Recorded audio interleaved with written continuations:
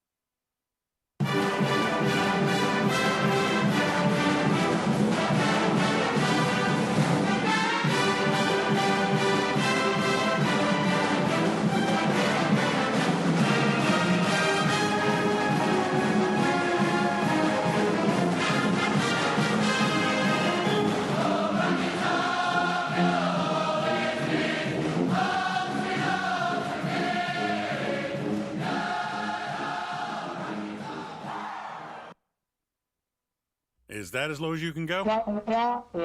Okay, thank you. Hello, is that as low as you can go? Okay, thank you. What are you doing? Calling around to get the best rate on a car loan. Why? Everyone knows Alcoa 10 is the best choice to purchase a vehicle or refinance your current loan. And with low interest rates and 90 days to your first payment, it's a no-brainer. You can even apply online and sign all the documents from the convenience of your home. Yeah, I don't know what I was thinking. Alcoa 10 Credit Union. It's so easy. Go to atfcu.com for details. Rates are dependent on credit score and equal housing lender. With smartphones being such an integral part of our daily lives, it is truly an inconvenience when it doesn't work properly. It disrupts the normalcy of our day. When you go into the cell phone store to have it repaired, they just try to upsell you on a new phone. That's why the owner of iDrop, TKL, left those places and opened iDrop. His goal is a happy customer. TKL and the team will listen to what you have going on and work to solve the problem of your broken device in a way that best suits your needs, instead of trying to upsell you on something that you just don't need. They don't just repair phones, they can service your laptop or PC as well as your Mac. Windows 7 support is over, but iDrop can help you transition to Windows 10. They have a 5-star rating on Google with hundreds of positive reviews. Let me say that again. I don't think y'all understand how big this is. They have a 5-star rating on Google. Their customer service really speaks for itself. So if you ever find yourself with a device that isn't performing as it should, give iDrop a call at 865-888-9740 or check them out on Facebook at iDrop of Knoxville. If man made it, they can fix it.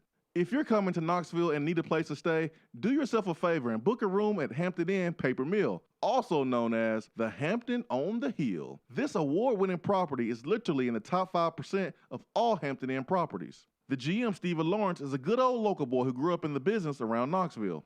He and his staff are always available, always willing to help, and will go above and beyond for their guests. The newest Hampton Inn in Knoxville has clean, affordable rooms, flat screens, fridges, and microwaves in every room. Plus, breakfast is included in every rate. Not to mention, there's also a pool and fitness center on site. If it wasn't so close to amazing restaurants, bars, and shopping, you would never want to leave. At only 6 miles from campus, you're still right in where the big orange action is. Go to HamptonInn.com, search Knoxville, and book your room at the Hampton Inn Paper Mill or call 865-693-5400. Good morning, Swain Event crew. As the weather heats up, so does our market, and from Johnson City to Knoxville, eager buyers are grabbing up many available properties. The chili is hot in East Tennessee, so if you are ready to buy or sell or want to talk more about our local real estate market, I'm just a phone call away. Or email me at jennifermorris865@gmail.com. And go Vols! We're here with Dr. Michael Carlson of Tennessee Regenerative Sports Medicine to discuss PRP, platelet-rich plasma. If you have orthopedic injuries such as shoulder pain, knee pain, Achilles tendonitis, or tennis elbow, you should give them a call. Good to be back, Jason. We specialize in non-surgical orthopedics, so we treat damaged tendons, ligaments, and joints, including rotator cuff injuries, knee injuries, and elbow and foot problems by using ultrasound-guided injections with PRP. And this form of treatment helps stimulate the body's own reparative process and assist in the healing of damaged tissue. Doc, what makes your training different than others? I've been practicing in Knoxville for over 26 years, and I'm certified in interventional regenerative orthopedic medicine through the American Academy of Orthopedic Medicine. They've been the leader in this form of treatment since 1983. I also teach this form of treatment on a national and international basis to other physicians, residents, and medical students. Here in our clinic, I'm the one doing the procedure, and we're using your own PRP, which are concentrated platelets, to treat your injury. So in other words, Jason, it comes from you and it goes back to you. So you know exactly what you're getting and know exactly the level of training involved. Do what the pros, college athletes, and I have done, and visit them online at trsportsmedicine.com. Tennessee Regenerative Sports Medicine, East Tennessee's leader in PRP therapy. Deep down the middle's got his man, and he's gone. Jason Swain, touchdown.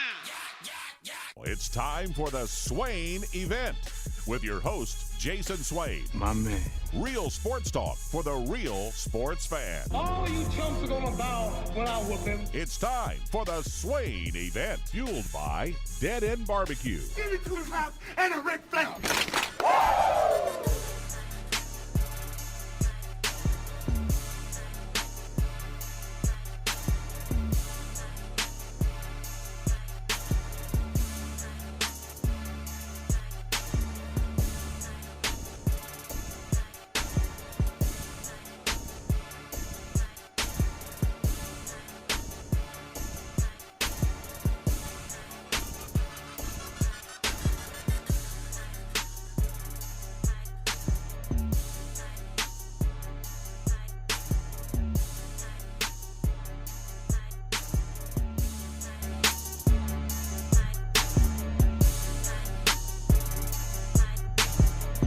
Swain Event, SwainEvent.com, fueled by Dead End Barbecue, live from the Low T Center studio. It is Ben McKee, Jason Swain. Hope you are having a great morning. It is a wet one here in Knoxville, Tennessee, so please be careful in your travels to and from work, to or from wherever you are going this morning. We appreciate you making the Swain Event part of your morning. Our telephone number is 865-255-03. That is the number to the Iris Networks hotline, where businesses, you get a chance to specialize. They specialize in fiber internet and voice, and business owners, you get a chance to experience this great, amazing service for 90 days with no payment. They are Tennessee Business, connecting Tennessee businesses. IrisNetworksUSA.com. Ben McKee. What's up, man? What's up? It's Jumpman Tuesday up in here in the Low T Center studio. If I ever become super wealthy, then it'll be Jumpman all day, every day. Jumpman every day. All day, every day. If I could be sponsored by one clothing apparel, it would be Jordan. It's my favorite by far. But this week, blank Michael Jordan want to sponsor the Florida Gators. You got the Will Smith jacket on today, Yeah, man. Took it off. I thought it was going to be cooler than what it was. It's raining like crazy. I needed a boat to travel from South Knoxville to your studio, Swain Event Studio, and I thought it would be cooler than it was because it's been pretty cool the last week or so, but a little warmer today. Yep. Man, it is it's good to be here, and it's certainly good to be here. It is Florida week. This week brings back a ton of memories, good and bad. Yesterday we had a conversation about the game on Saturday against Tennessee Tech, and mixed in a lot of Florida talk as well, because you just got to move past that game as quick as possible. Breaking down the Alabama-Florida game, got a chance to kind of go back and look at it a little bit. I know you did as well. Our number one, we'll have Attaboy, where we highlight some good stories and positivity Looking forward to doing that as well. Also, we'll hear audio from Alante Taylor. I got a chance to sit down with him during the locker room earlier this week, and he had some really, really good comments, good things to say. And I said this yesterday. I think Alante Taylor is going to be he is going to be a guy that people will be looking at and saying, man, he is making Tennessee proud. He is making Tennessee very, very proud. So, man, let's get into it. Let's get into it.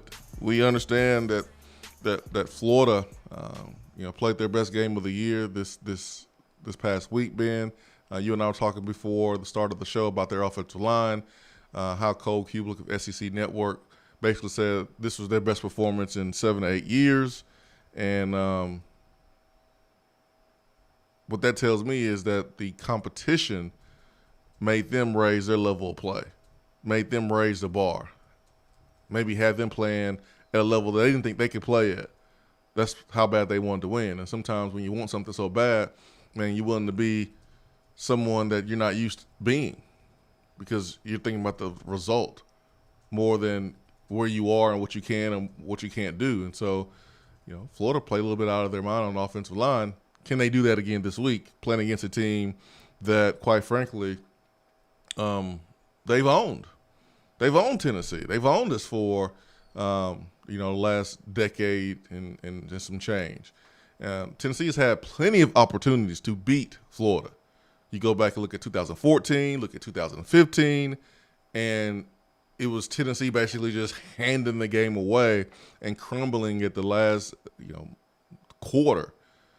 What Florida players tell each other, and they tell freshmen when they come in, they tell first-time, players who are maybe redshirt freshmen. This is what they tell them when they play Tennessee: is just play for 4 quarters because at some point they'll give it to you.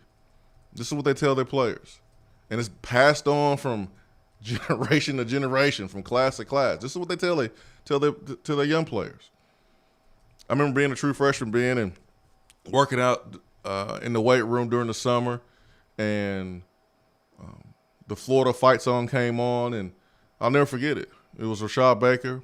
It was Jabari Greer. It was a lot of the seniors, and they was hype. I was like, why they so hype, man? That's Florida's song. Who cares about them? But they were like, yeah, baby, going to the swamp this year. Y'all ain't ready for that, hearing that right there in your ear and the crowd right there on you, because the crowd is right there on you on the sideline. Y'all ready? Y'all ready? First timers, y'all ready? And I was like, whatever, man. I done seen drive-bys in Chicago. I ain't really worried about playing in the swamp. Like that's nothing. But there's nothing like playing in the swamp. Period. As an away team. Now my freshman year I played as a day game. It was a 12 o'clock game. My junior year, it was a night game. Well, these guys will experience the swamp at night. And last week they had 90+ thousand people in the stands. And still had empty seats up top. Yeah, but I think that's just the way college football is going and professional football is going with the attendance. I just think that's the way it's going, man. Swain, if Tennessee was ranked number 11 in the country, hosting a young, inexperienced, immature Tennessee football team with a former player that quit on the Vols, starting in the middle of Alabama's defense, if that team came to town against number 11 Tennessee, there would not be an empty seat in Neyland Stadium. Everybody's butt cheeks would be squeezed in. Each person would have one cheek per seat, and they'd be loud, raucous, and ready to go. Listen, I'm not. But our fan base is better. I mean, listen, we show up. They're a bunch of fair weather bums. There's no debating that, my friend. There is no debating that. No, but you're right. College football and NFL attendance is going down just because it's easier for the non-diehard fans to watch on television. get to watch more football from the comfort of your couch. You get to see the game better, quite frankly. So unless you're a diehard or just want to experience game day, which is the best part of Saturday or Sunday, then I mean, what's the point of going? Yeah, I mean, Florida. I mean, they wasn't 100% capacity, but they were closer than they have been, hosting the number 1 team in the country, and those players played up to that level. Didn't start off that way. And I'm going back and looking at some of these stats, Ben, and if you're Florida, you should still feel good about your chances of reaching the college football playoff. To be honest, I know Dan Mullen was asked about that, and feels like those chances are still in place for them. But it's one thing saying it, and it's one thing for the players in their locker room to believe it. And I think they should believe it. I'm looking at the stats of this Florida-Alabama game, and yes, it looked like Alabama was about to run away with the game and blow them out. But Florida was real close. Florida was real close because, like, I counted their possessions on the day, and they had 10 possessions on the day. Only 2 of those possessions being with 3 and outs. Only 2 of those possessions with 3 and outs. And one of those 3 and outs was an interception because there was some pressure from the Alabama defense, and Emory Jones was basically throwing off balance while being hit. They're really close. They were really close in this football game. So if you're a Florida, you're feeling good about what you can do, but it all depends on how you respond week in and week out. And so if Florida plays like they played against Alabama, then Tennessee's in big trouble. Oh, yeah. Tennessee is not covering. No, because that was a different Florida team on Saturday against Alabama than the one that showed up week 1 against FAU and week 2 against USF. I know the final score indicates a big win week 1 and week 2, but Florida did not play crisp, clean football, especially up front along the offensive line, especially at quarterback with Emory Jones. Defense had some issues here and there. So I'm still honestly quite stunned that Florida was essentially a missed extra point away from going to overtime with Alabama, because the team that showed up against Alabama did not show up week 1 or week 2. Yeah, I think there's a lot of teams in college football that week 1 didn't look all that hot, including Tennessee, even though it was a 32-point win. But you watch the game, you're like, oh, it's about to be a blowout. Alabama's about to blow out Florida. But if you are Florida coaching staff, you're kind of looking at this thing going, man, wait, our first possession, we drove the ball 75 yards on 11 plays and, had to kick a field goal.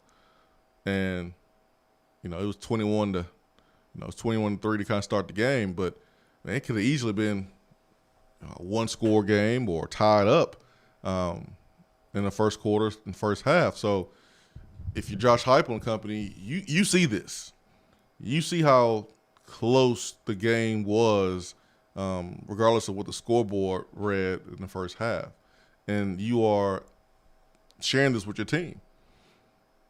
And you're putting emphasis on how important it is to play clean. Penalties can't be a thing. You can't have penalty yards over 50 yards in this game. Can't do it. Can't do it. Got to have explosive plays on the outside, and explosive plays. Period. I mean, it could be in the running game. It could be in the passing game. But you're gonna have to have explosive plays. Simple as that. So, where are you gonna get it from? Because it looks like it's gonna be nasty with the rain and with the weather. So, where are you gonna find it? Let's go to the phones. Let's get to Coy, who's calling from Macon, Georgia. Coy, good morning. Good morning, guys. How y'all doing? Man, we are well, my friend. Hope you are too. Good morning. Yes, sir. Yes, sir. Sounds like y'all are getting some of the rain we've had here for the past week. I ain't seen a blue sky since last Tuesday. Man, it is crazy right now. Yeah, man. I'm hoping today's the last overcast day and that the sun comes out and I can get some golf in after work the rest of the week. Running out of that afternoon golf daylight time, so got to get it in soon. Maybe Ben can join you and tutor you on hitting it straight and long. I'll take lessons. anybody that can teach that, I'll take a lesson from. I can't. the only thing I can serve as is entertainment on the golf course. You can ask Brad Matthews. Brad can attest that I can contribute some entertainment throughout the 18 holes. Well, but hey, man, that's part of it too, man. That's a very important part of it. So anytime. But I just wanted to call in and give you guys a take that I've been thinking about this Florida game. I want it so bad. Georgia and Florida, I go back and forth between which one I hate the most. I think if I didn't live in Georgia, it'd be a runaway with Florida. But the fans here, Georgia fans, are so obnoxious, it's just unbearable. But so the game starts Saturday, the Alabama-Florida game, and it's 21-3. I'm like, man, I'm taking a nap. I wake up and it's a game. So I'm going back and watching it, and I really, after thinking about it, I'm like, oh man, I was feeling good about Florida. Now what? And so I kind of, just thought on it yesterday, and maybe them having a good game and more along the line of Emory Jones having a good game could have been the best thing that could have happened for us. Yeah, Ben, I've heard you talk a lot about Anthony Richardson, right? AR-15. Yes. He's the one that scared me the most thinking about, I was worried about what he's going to do. I was almost sure that we'd see him in the game next week, but now that Emory Jones has played such a good game, it's going to be harder for them to give the reins over to Anthony Richardson. And we know what Emory Jones is. I think I'm not going to say he's a one-trick pony, but he's definitely a runner before he's a thrower. So I think maybe that's going to play into helping us out a little bit. We know they're going to try to run the ball. We've been decent against the run. And Bama's always struggled with a running quarterback, I feel like. So, maybe that plays into helping Tennessee keep it close. And if we keep it close, maybe we can make something happen at the end. Yep, that's the hope. That's the hope, Coy, is keeping this thing within arm's reach and forcing Florida to make some mistakes. Just because you played well in one game doesn't mean that that's who you are, good or bad. Excuse me, or obviously good. But if you play poor in a game, doesn't define who you are, especially this early in the season. Both teams have played 3 games. So can we say that Florida is not a good football team or overhyped based on their first performance? I don't know. Maybe they just had a bad performance. Or can we say that Florida is a team that's going to challenge Georgia to the East and legitimately have a chance to win the East? Well, I don't know. Not off one game. So at this point of the season, it's just hard for me to judge a team good or bad off one performance and say that's who they are. Like, I'm not willing to do that with our football team. I'm not willing to do that with Florida's football team. We're going to start to learn a lot this weekend. For sure. We're going to start to learn a lot this weekend because I'm really interested and curious to see which Florida team shows up.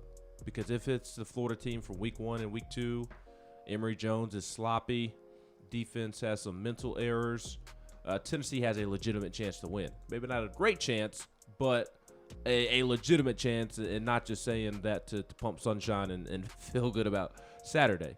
But if this past Saturday's Florida team shows up with an offensive line that is going to play out of character, essentially, and maul Tennessee, and Emory Jones makes good decisions, and the only time he throws a pick is because he was getting hit as he threw the ball, then that's a different conversation. Mm-hmm. It's going to be much harder for Tennessee to win if Saturday's Florida team shows up. So I think we're going to learn a lot about Florida, just like we're going to learn a lot about Tennessee, and I think it'll show that Florida is ready to compete with Georgia if they show up and play the way that they did against Alabama. If they don't and revert back to week 1, week 2, then they just happen to play a great game on the best possible day against Alabama in town. Yep. Hour 1 is brought to you by Hiller Plumbing, Heating, Cooling, Electrical. We'll go to the phones if we have someone there. Our telephone number is 865-255-03, so you can give us a call. We'll go to the phones after the break if we have someone. We'll go to the text box as well at the bottom of hour number 1. Stick around. Swain Event. Be right back.